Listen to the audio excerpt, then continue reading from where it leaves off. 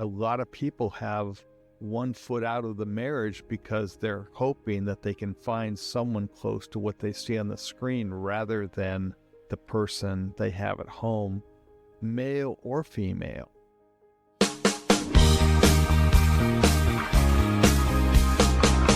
Welcome to the Restore Go podcast, where we discover ways to restore our relationship with God and others. Now, here are your co-hosts, Biblical Therapist Pete Thompson and Biblical Coach Lynne Thompson. Together, let's learn how to restore go. Welcome to Restore Go. I'm Biblical Therapist Pete Thompson. And I'm Biblical Coach Lynne Thompson. Thank you for joining us today on our Restore Go podcast. Today, we're realizing that we're getting ready to celebrate Valentine's Day. Many of you are out there shopping for your beloved, trying to find the right gift, whether it's flowers or candy, maybe a nice piece of jewelry or a sweet card. But yes. Good stuff, all good stuff. But while gift giving is an honor to someone you love, we wanted to discuss the difference between love versus romance. And so my first question, Pete, is do you have couples that come in, are they saying they don't have enough romance in their marriage, or what are they saying? Well, some are coming in, the wives will come in and they will say, you know, he doesn't pursue me like he did when we were dating. And some wives will say that. Some will come in and just know that something's not right, something's kind of broken, and it's just not what it should be. And others will know that the things that are going on, but they just don't have the courage to say that. And so they'll just say, we don't know. The women don't have the courage to say, I don't feel pursued. Yes. Why do you think they don't feel comfortable saying that? I have my theories. What are your theories? My theories are that Satan is such a good liar that he's telling them that they're not pretty enough. That's why he's not pursuing you. You're not as great as you used to be, and so that's why he doesn't pursue you. Or he's found out who you really are, and now he's not interested. Or the idea, because the enemy is attacking the family. Yeah. And so he will have all these magazine pictures and commercials, and there's always the saying, if you buy this beauty product, your husband will pursue you. And so women are believing the lie that, well, if I just look this way or do this or have this product or wear these clothes, that my husband will pursue me like he used to when we were dating. Right. It's great for the industry that sells all that stuff. Do you think, though, that maybe, I know the women are being sold that bill of goods. Do you think the husbands are receiving kind of a similar message on the other side saying, this is the model look, this is what your wife should look like, and so if she doesn't look like that, then you've got a raw deal? You got a raw deal, and you don't have to pursue her until she looks like this idealized image that we see in inappropriate content on TV and on the internet. And so the enemy is playing both of you against each other, trying to divide you and to attack your marriage. That's so interesting, because then it does become a contract marriage. If you look like this and I look like this and I do that and you do that, well, then we're good. We're both happy then. Yeah. And again, that becomes more me-centered, right? Yes. And me-centered never works long-term, because eventually you get tired of just getting everything you want, and life gets boring. And so life is exciting when you're pursuing your wife and you're seeing the expressions on her face and the joy and the peace in her life. Because remember, the enemy is telling her that she's not enough. And he's telling her that, you know, you're not pursuing because she's not enough in some way. And it's really a terrible effect of how the enemy attacks our family as a result. Oh, that's so good. And you can see that happening. You can see how the culture is moving towards a looks-based, basis. And it's not even real. No. And so these images that men have gotten into, Yes. they're not even real people. So you're not going to find that person because that person is a conglomerate of enough airbrushing and digital, manipulation and filters. And now it could even be AI. Yes. Yeah. And so you don't even know what you're getting. And the problem is the relationship that you have with your wife, that's real. That's who you've done life together. That's how you've had experiences together. And so as you pursue her, you're telling her that she's worthwhile. You're telling her that she's worthy of love. You're identifying Christ's love to her because you're pursuing her. So then all the attacks that the world is doing on our wives, and as it does on the husbands as well, isn't going to work because she's content and know who she is in your love for her and who she is in God's love for her. It's so funny because when I was doing a study on like romance, where that whole idea even came from, and we could get into the details on how it wasn't even part of the English language. Yeah. It comes from Latin, and it comes a derivative of Latin, and on it goes. But one of the things that was considered romance was the chivalrous knight who comes to protect and save, the princess or, that type of thing. And so being a knight, being chivalrous, they had their own code. Yes. It was, protecting the innocence and protecting virtue and honor and all of those things. That desire from a woman to want someone to esteem her and to protect her and to value. I mean, that knight in shining armor concept is still present in the heart of women, and men are not showing up to save them from the attacks of the enemy. Yeah.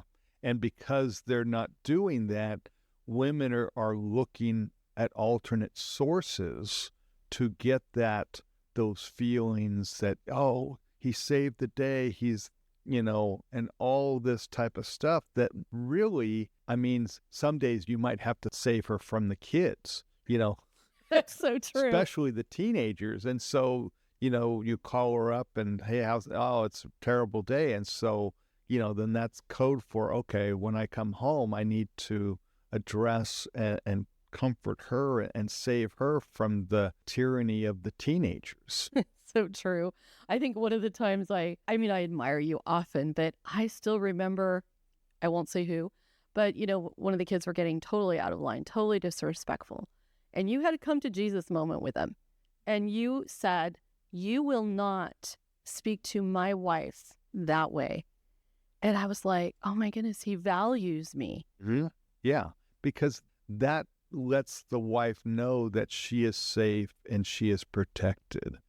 Yeah, well, it's interesting how this whole idea of romance kind of trickled into some dark places. And, you see Romeo and Juliet, that's the first thing that comes to mind as a classical literature with romance.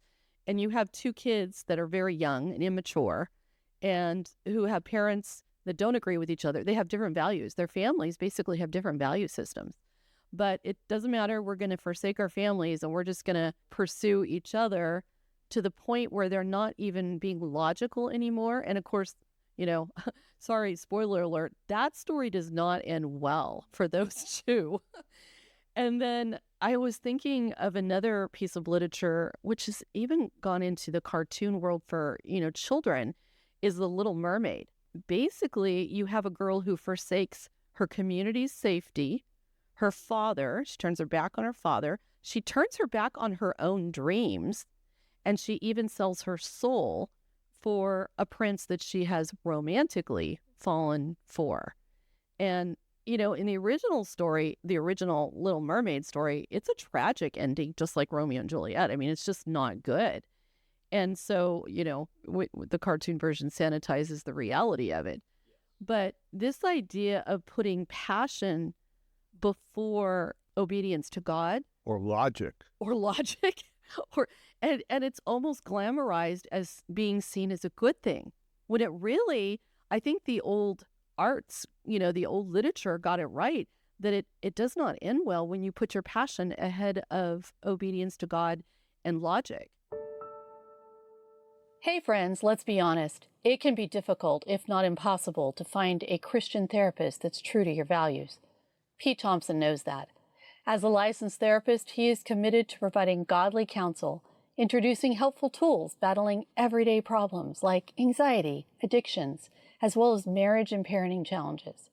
Give Pete a call to set up your next confidential appointment online or in the office. Visit PeteThompson.org. Again, that's PeteThompson.org. Because it sets you on a trap of now you see this image of this person and what they appear to be, but all it is an image.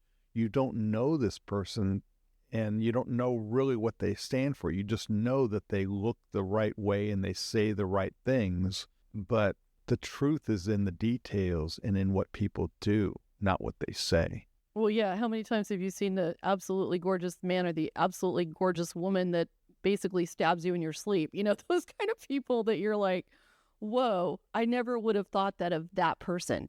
And I think that, like in the news, that's what becomes so sensational. I mean, you have your Ted Bundys and you have your people that look like normal or even above normal as far as looks people. And those people are used to getting what they want because of either their looks, their intelligence, or something. They're used to getting what they want. And so they're very me-focused. And that's the last person you want to be in a relationship with, unless you want to be the doormat. Well, and if a person is living by romantic feelings as opposed to commitment, and you want your passions to guide you, the follow your heart story, which is such bad advice. Yeah. It could lead anywhere. I mean, could it not lead to, as a single person, follow your heart passion could lead to fornication. Yep.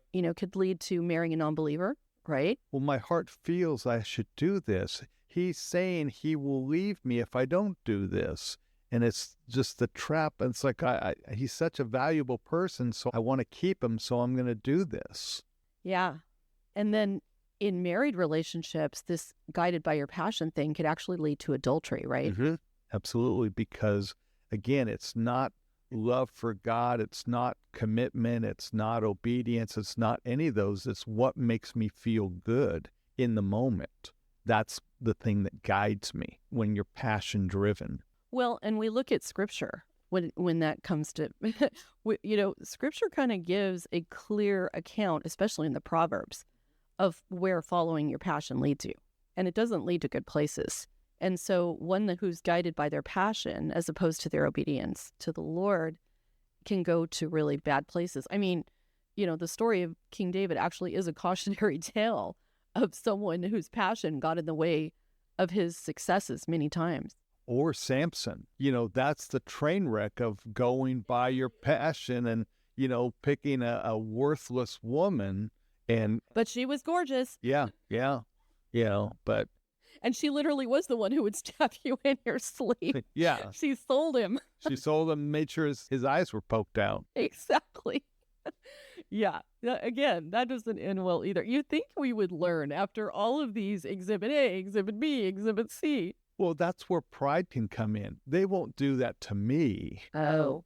So we insulate ourselves with pride, and so we think that we can make these emotional, romantic decisions, and it's not going to come back on us, and it always comes back on us.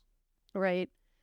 And, one of the things that we women are kind of known for is wanting to go see chick flick movies. We call them chick flick. They even have a title for it now, right? In our day, they didn't even have a name for it. It was just, romance movies or they call them rom-coms. A lot of them call them rom-coms now. And so, you go to those, and if you go to the mindset that you're just enjoying a good movie with your husband, or your girlfriend, whatever, that's one thing. But if you're going thinking, there's my ideal on the screen, the one who's been Botoxed and makeuped up and looks the perfect look and is wearing the right clothes and the right filters on the camera and acting by a script that they didn't write It's not like because they're acting. They're acting. They're acting. If you've ever heard them interview actors, you know what I'm talking about. You're like, wait, where's the brilliant words that are coming out of their mouth on the screen? Well, somebody else wrote those, somebody else wrote the words. Yes. But you can almost get to a dissatisfaction of your own relationship by saying, well, you don't add up to what's on the screen.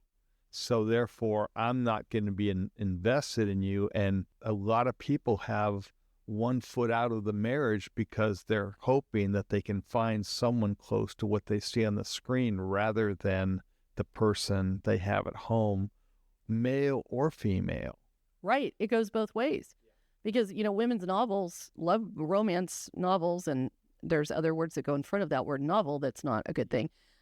Those novels, and there was actually a movie made off of one of them that was very 50 Shades thing. That was terrible. And so you look at those kind of propaganda for dissatisfaction and breeding dissension in your marriage. You actually aren't you're not being the knight in shining armor that's protecting your family by allowing that kind of stuff into your home. Into your lives. Well, yeah, and not to mention the children's lives, right? Yes. I sometimes wonder, because they did a study and they find that marriages are down, with young adults and stuff. I wonder if the inappropriate material, let's call it, that the men were into, and the excess of romance. I mean, heck, they even have their own channel, right? The Hallmark channel. They have their own channel, those romance ones. I'm wondering if that has bred in the next generation. Absolutely, because it makes the standard so high. Hey, I want somebody who looks like that. And if I don't get somebody that looks like that, or I don't get a guy that says these things and does this and is secretly inherited $1 million and he's, is whatever the storyline is. When I was in college, I had an English professor, and he talked about a famous novel brand at the time. They have a script. There's certain things that happen in the first couple chapters. There's certain things that happen in the middle of the book. And then there's certain things that happen in the end of the book. And so all it is you're writing to this script. And if you stick to the script, you'll get published. Right. It's a formula. Yeah, it literally it's totally a formula. It is. Well, I mean, that's what those Hallmark movies, it's so funny. I saw a couple, they're a married couple that were on, I think it was on Instagram. They were like, if our relationship was a Hallmark movie, right? And so they were acting it out.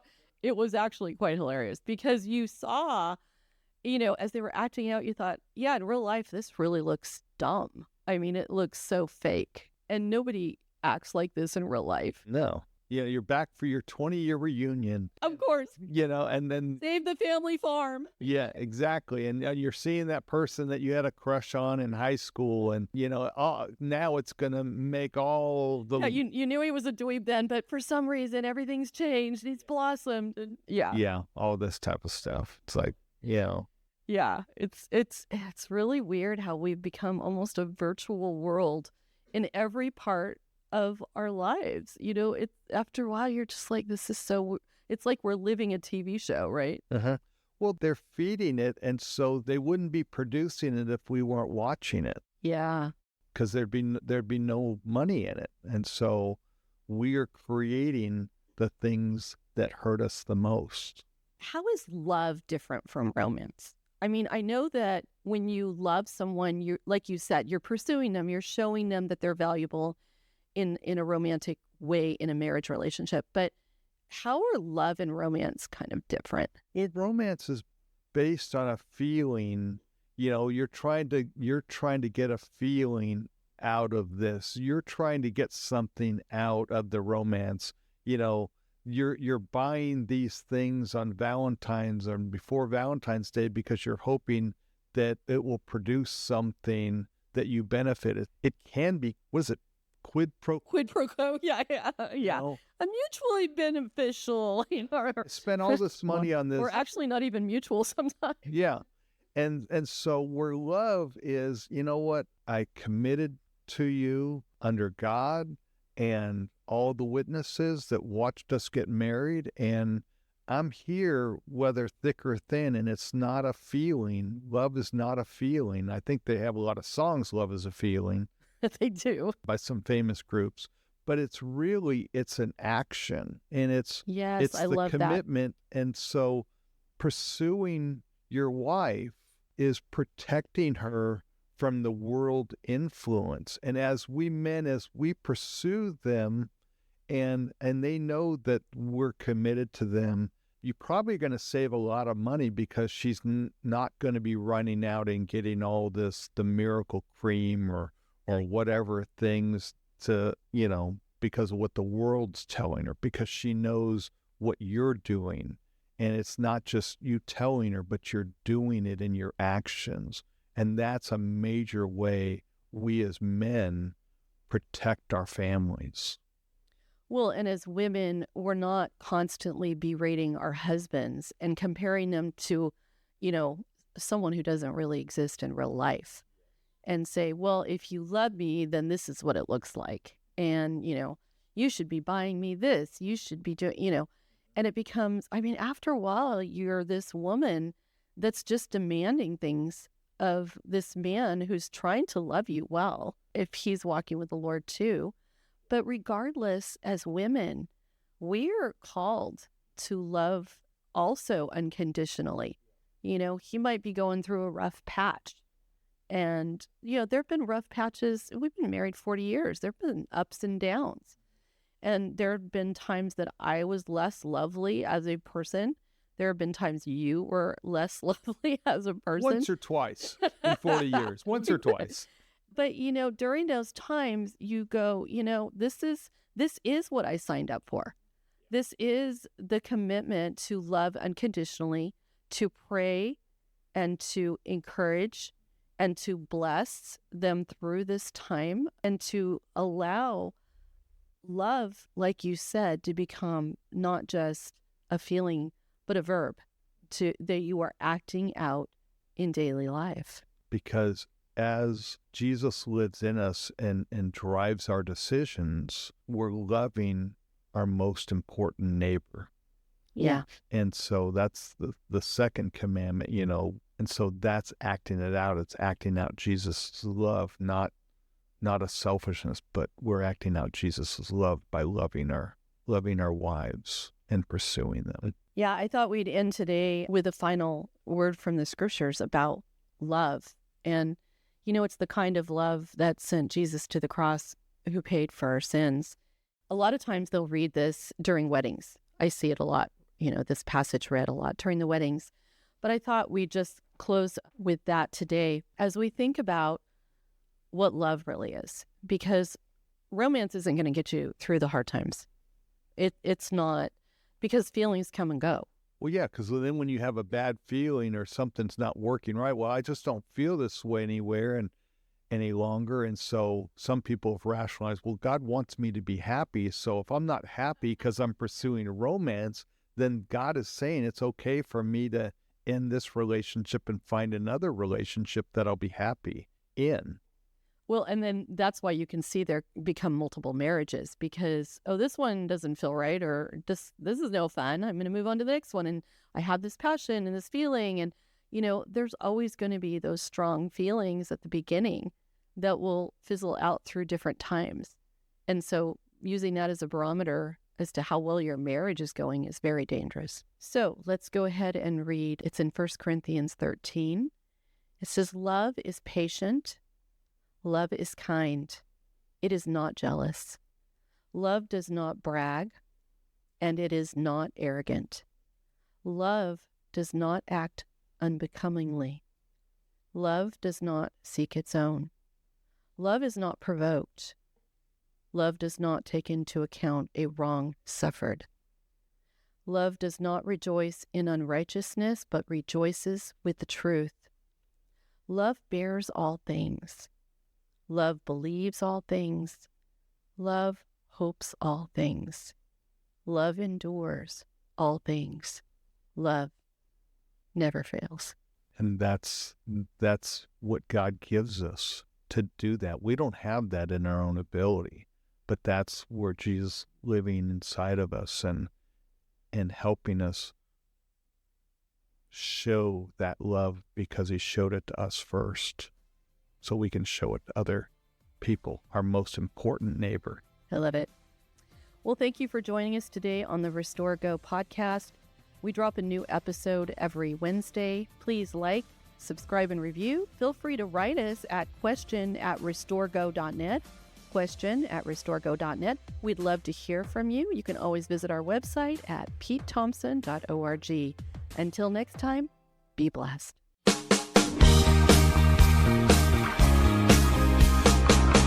Thank you for listening to the Restore Go podcast. Now, Restore Go is produced by Pete Thompson Christian Counseling. Pete is a licensed therapist who offers affordable family and individual counseling in North Texas and online throughout the United States. Pete provides counseling from a biblical perspective.